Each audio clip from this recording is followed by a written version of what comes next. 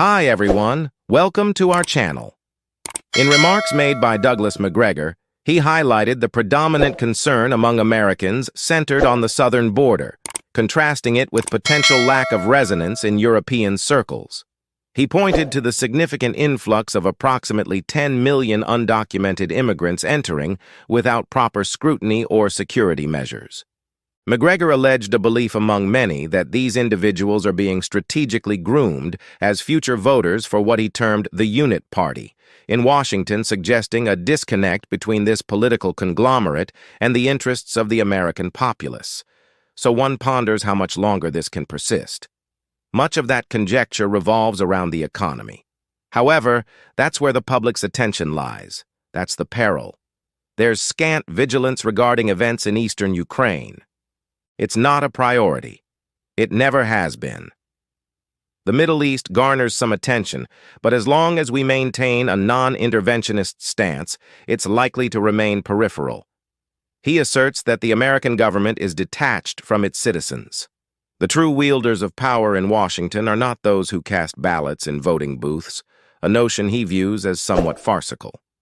Instead, he contends that Washington is governed by a political elite beholden to oligarchs, billionaires, and various interest groups, such as the Israel lobby or the military-industrial complex. Ultimately, he suggests that a handful of billionaires effectively dictate the actions of Congress and the White House, rendering these institutions unresponsive to the needs and desires of the American people.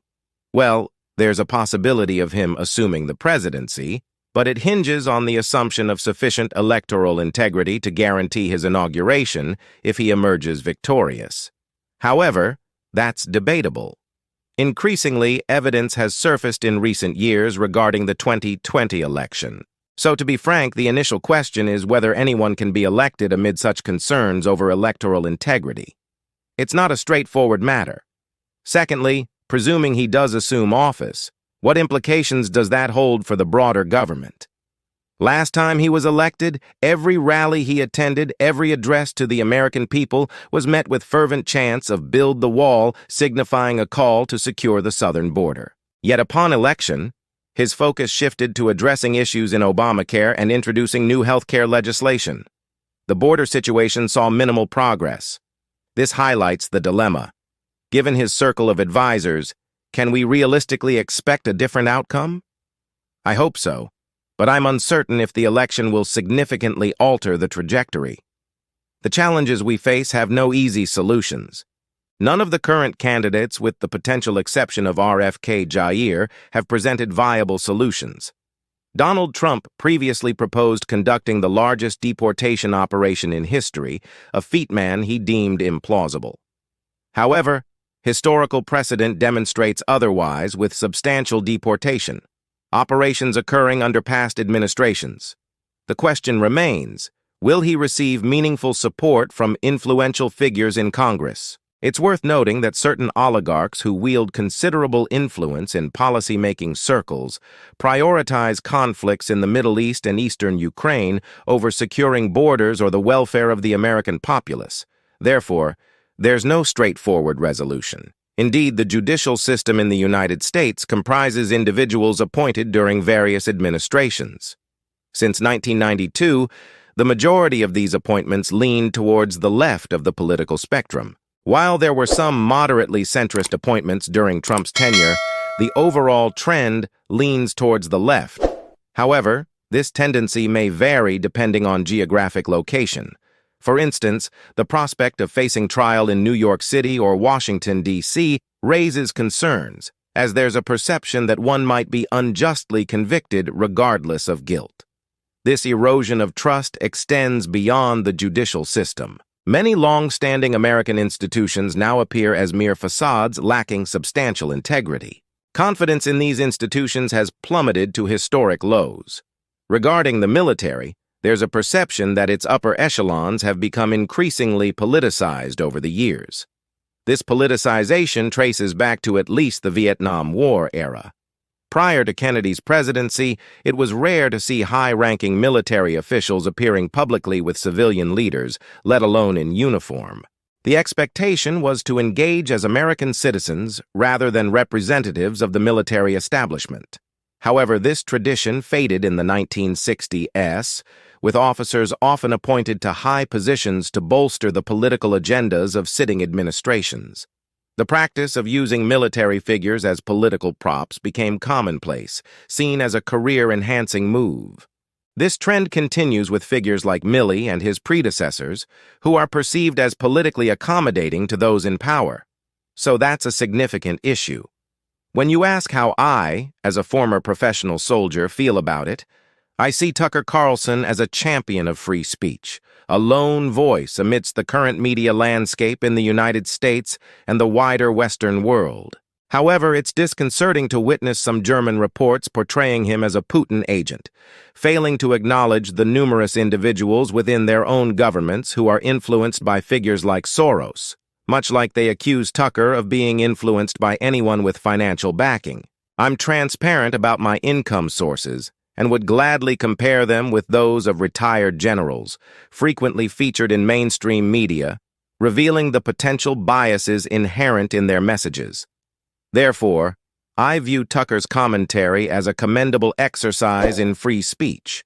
Regarding Putin's recent statements, I found myself in agreement with approximately 90% of his remarks, which were factual and accurate.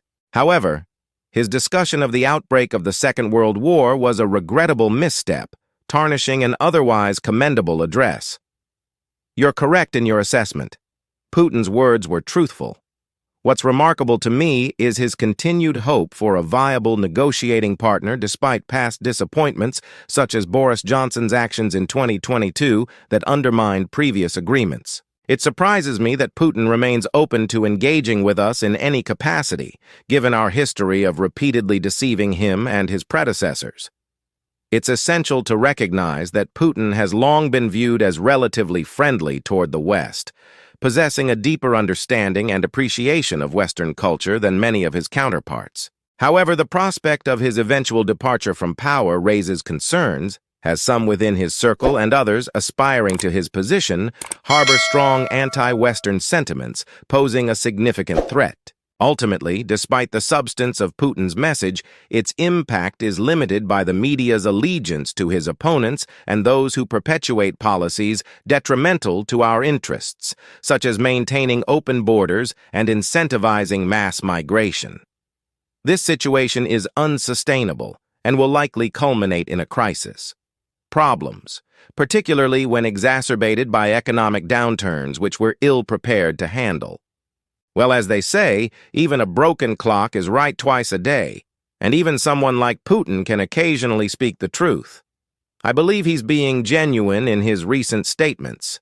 Considering his health struggles and the extensive surgeries he's undergone, it's not far-fetched to accept his words.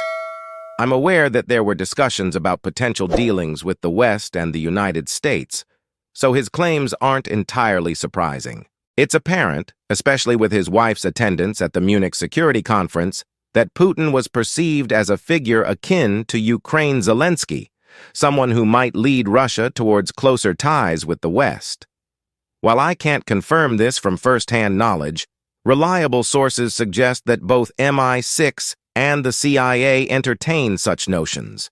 However, the narrative propagated by Western media remains largely unaffected by these insights. Unlike some other regions, we still have access to alternative media sources, though there's a concerted effort to suppress them. This notion of complicity, where dissent from the mainstream narrative is portrayed as dangerous, only serves to validate Putin's remarks. In my view, Tucker Carlson's interview was a success in conveying a certain truth. Its impact might have been greater here than in Europe, where the reception could differ. He perceives the Zelensky administration as unraveling, evident in the growing internal strife characterized by mutual accusations and infighting among key figures.